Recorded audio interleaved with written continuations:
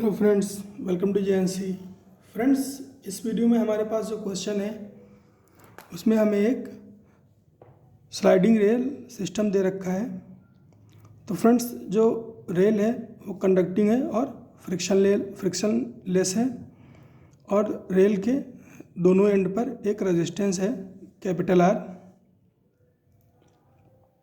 और फ्रेंड्स, जो रॉड इस पर स्लाइड कराई जा रही है ना, उसकी लेंथ स्मॉल एल है और रेजिस्टेंस स्मॉल आर है। फ्रेंड्स, इस रेल के चारों तरफ है ना, के अंदर बाहर हर जगह जो मैग्नेटिक फील्ड है वो है कैपिटल बी और इस रॉड को वी नॉट वेलोसिटी से मूव कराया जा रहा है। वी नॉट वेलोसिटी से मूव कराया जा रहा है। तो फ्रेंड्स, हमसे पूछा है कि what will be EMF and current in rod, what will be force required to keep the rod moving with constant velocity and find power input and power output। तो ये तीन चीज़ें हमसे एक्सपेक्ट की गई हैं इस क्वेश्चन में। तो फ्रेंड्स, मैं चाहूँगा पहले आप अपने आप से इस क्वेश्चन को ट्राई कर लो, उसके बाद आ जाओ मेरे डिस्कशन पे।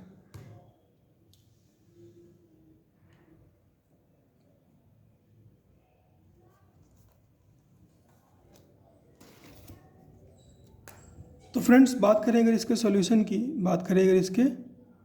सॉल्यूशन की, तो क्योंकि हमें इसकी इनिशियल वेलोसिटी वी नॉट दे रखी है, तो जो इंड्यूस्ड ईएमएफ होगा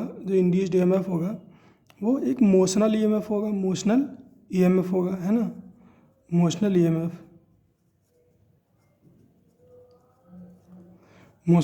होगा। और उसकी वैल्यू क्या होती है?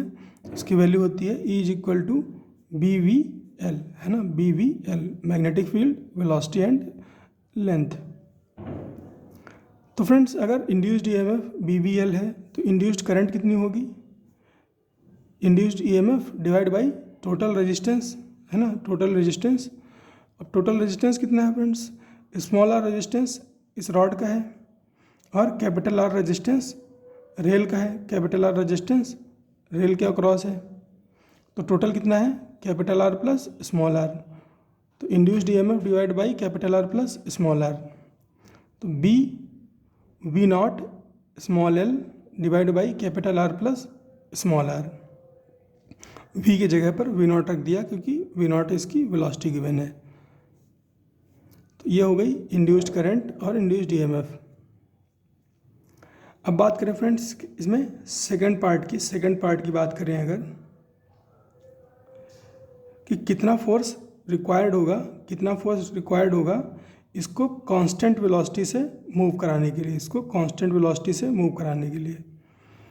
तो फ्रेंड्स, क्या होगा जब ये वी नॉट वेलोसिटी से, है ना, वी नॉट वेलोसिटी से इस मैग्नेटिक फील्ड में मूव कर रहा होगा, तो इसमें करंट इंड्यूस होगी, है ना, इसमें करंट इंड्यूस हो जाएगी जैसा कि अभी हमने कैलकुलेट किया। और फ्रेंड्स, जब कोई करंट कैरिंग एलिमेंट, है ना, मैग्नेटिक फील्ड में मूव करता है तो उसके ऊपर एक मैग्नेटिक फोर्स लगता है जिसकी वैल्यू होती है आई एल क्रॉस बी।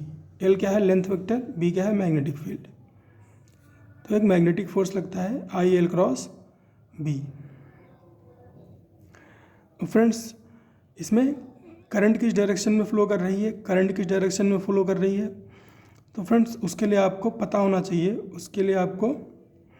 होना चाहिए कि इसमें बैटरी कैसे बनेगी। जो इसमें मोशनल ईएमएफ आया है उसकी बैटरी कैसे बनी है? तो उसकी बैटरी बनाने के लिए क्या तरीका होता है? Right hand palm rule use करते हैं हम उसके लिए। थंब को रखते हैं वेलोसिटी के डायरेक्शन में, फील्ड की डायरेक्शन में फिंगर्स को रखते हैं। तो पाम हमें बताता है कि पॉजिटिव टर्मिनल किस डायरेक्शन में बनेगा। तो यहाँ पर जो पॉजिटिव टर्मिनल बना है वो कुछ ऐसा बना है, ऊपर की तरफ पॉजिटिव और नीचे की तरफ नेगेटिव। तो करंट कैसी फ्लो करेगी? करंट फ्लो करेगी कुछ इस तरह से, है ना, करंट कुछ इस तरह से फ्लो कर रही होगी। तो फ्रेंड्स अगर करंट करंट है ना अपवर्ड डायरेक्शन में फ़्लो कर रही है, करंट अपवर्ड डायरेक्शन में फ़्लो कर रही है, तो करंट के बारे में हमें पता है। और फ्रेंड्स जो करंट की जो डायरेक्शन है, जो करंट की डायरेक्शन है वही डायरेक्शन है लेंथ वेक्टर की। जो करंट की डायरेक्शन होती है वही डायरेक्शन होती है लेंथ वेक्टर की। यानी कि क्योंकि फ्रेंड्स लेंथ की तो कोई डायरेक्शन नहीं होती है ना, लेंथ तो क्या होती है, स्केलर होती है। तो लेंथ वेक्टर ये यहाँ पे जो है इसकी डायरेक्शन क्या है, इसकी वही डायरेक्शन है जो करंट की डायरेक्शन है। तो फ्रेंड्स यहाँ पर ये जो फोर्स लग रहा है मैग्नेटिक फोर्स, इसकी डायरेक्शन अगर आप चेक करोगे, इसकी डायरेक्शन आप चेक करोगे तो कैसे चेक करोगे, उसको भी आप राइट हैंड पाम रूल से ही चेक करोगे। फील्ड की डायरेक्शन में रखोगे फिंगर्स को और लेंथ वेक्टर यानी कि करंट की डायरेक्शन में रखोगे थंब को, तो पाम बताएगा कि मैग्नेटिक फील्ड का फोर्स, जो मैग्नेटिक फोर्स लग रहा है वो किस डायरेक्शन में लग रहा है। तो यहाँ पर आप जब फिंगर्स को फील्ड की डायरेक्शन में रखोगे और करंट की डायरेक्शन में थंब को रखोगे तो आपको पता चलेगा, पाम बताएगा कि जो मैग्नेटिक फोर्स लग रहा है वो इस डायरेक्शन में लग रहा है ना। और इसकी जो वेलोसिटी है ना, इसकी जो वेलोसिटी है इस डायरेक्शन में है, मैग्नेटिक फोर्स इस डायरेक्शन में लग रहा है। तो क्या होगा फ्रेंड्स, एक रिटार्डेशन लगेगा इसके ऊपर, है ना। रिटार्डेशन का मतलब होता है नेगेटिव एक्सीलरेशन, रिटार्डेशन का मतलब होता है नेगेटिव एक्सीलरेशन। तो फ्रेंड्स ये जो फोर्स लगेगा इसके ऊपर, वो इसकी वेलोसिटी को धीरे धीरे कम करना चाहेगा, तो हमें एक्सटर्नल फोर्स बताना है, हमें वो एक्सटर्नल फोर्स बताना है जो कि इस मैग्नेटिक फोर्स को अपोज करे। अगर इस मैग्नेटिक फोर्स को वो अपोज करेगा तो ये वेलोसिटी जो है घटने वाली, ये नहीं घटेगी क्योंकि ये जो रेल है ये फ्रिक्शनलेस है। तो अब ये जो मैग्नेटिक फोर्स है इसकी वैल्यू की बात कर लेते हैं। तो IL अब ये sin 90 क्यों लिया फ्रेंड्स, लेंथ वेक्टर और मैग्नेटिक फील्ड के बीच की। तो फ्रेंड लेंथ ऐसी है ना, पेपर की तरफ है, पेपर के पैरेलल है, और मैग्नेटिक फील्ड पेपर के अंदर की तरफ है। तो दोनों के बीच का एंगल कितना है, 90 डिग्री का। तो इसीलिए यहाँ पर L×B की जगह पर हमने क्या लिया है, LB sin 90 लिया है। तो ये sin 90 हो गया। तो मैग्नेटिक फोर्स क्या हो गया, ILB। और फ्रेंड्स जैसे कि मैंने अभी बताया कि इस मैग्नेटिक फोर्स को अपोज करने वाला एक्सटर्नल फोर्स हमें लगाना है। तो एक्सटर्नल फोर्स क्या हो जाएगा, इस मैग्नेटिक फोर्स के बराबर, और वैल्यू क्या होगी, IBL। अब इस IBL में हम अपनी इंड्यूस्ड करंट को रख देते हैं, क्योंकि उसी इंड्यूस्ड करंट की वजह से इस पर मैग्नेटिक फोर्स लग रहा था, तो IBL रख देते हैं। तो क्या हो जाएगा, ये क्या था, V0L था।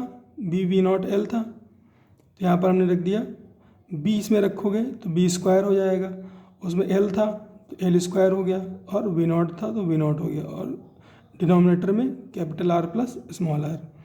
तो ये अपने पास वैल्यू आ गई एक्सटर्नल फोर्स की, इसके बाद हमसे पूछा था कैलकुलेट इनपुट पावर, है ना, इनपुट पावर। तो फ्रेंड्स इनपुट पावर क्या होगी,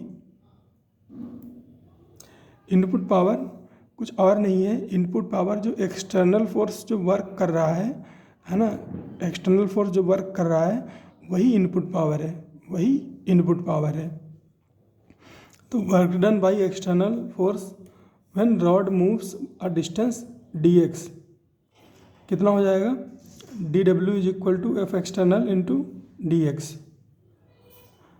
और फ्रेंड्स ये क्या है, वर्क क्या होता है, वर्क होता है एनर्जी। और फ्रेंड्स एनर्जी को अगर हमें पावर में कन्वर्ट करना है तो हमें क्या करना पड़ेगा, टाइम से डिवाइड करना पड़ेगा, तो ये dW है, तो P इनपुट क्या हो जाएगा, dW / dt।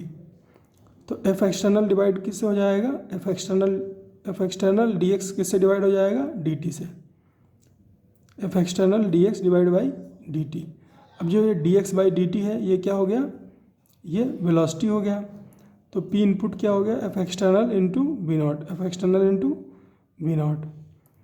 तो एफ एक्सटर्नल की वैल्यू अपने पास है B square L square v naught divide by capital R plus small are. तो ये पी इनपुट क्या हो गया, B square L square v naught square divide by capital R plus small r.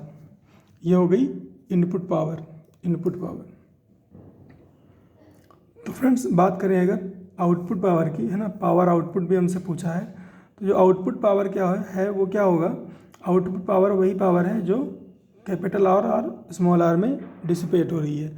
ये जो कैपिटल आर है ये क्या है, ये लोड है, ये लोड है। तो जो लोड में पावर डिसिपेट होती है उसी को हम बोलते हैं आउटपुट पावर, उसी को हम बोलते हैं आउटपुट पावर। और अगर मैं इस स्मॉल आर में डिसिपेट पावर को कैलकुलेट इंक्लूड कर लूँ तो हम बात बोलेंगे उसको नेट आउटपुट पावर, है ना, या output power from battery, output power from battery. तो फ्रेंड्स हमसे यहाँ पर फिलहाल सिंपल पूछा है कि पावर आउटपुट क्या है, तो हम मानेंगे कि power dissipated in capital R and small are. तो आउटपुट, तो पावर क्या, पावर डिसिपेटेड इन रजिस्टर क्या होती है, I square R, I square R. यहाँ पर हम, क्योंकि हमारे पास यहाँ पे करंट के पैरामीटर्स दे रखे हैं तो हम आई स्क्वायर आर यूज़ करेंगे, नहीं तो फार्मूला तो बहुत सारे होते हैं पावर के। तो पी नॉट हो गया I square capital R plus I square small R. I square को कॉमन ले लेते हैं तो क्या हो जाएगा, I square into capital R plus small are. अब आई की वैल्यू पुट कर देते हैं, B V naught L divide by capital R plus small R का whole square into capital R plus small are. अब यहाँ पे जब इसको ओपन करेंगे तो ये हो जाएगा B square v naught square into L square divide by, ये इसका स्क्वायर होगा, है ना, इसका स्क्वायर होगा और फिर ये कैंसिल आउट हो जाएगा स्क्वायर स्क्वायर, तो capital R plus small are.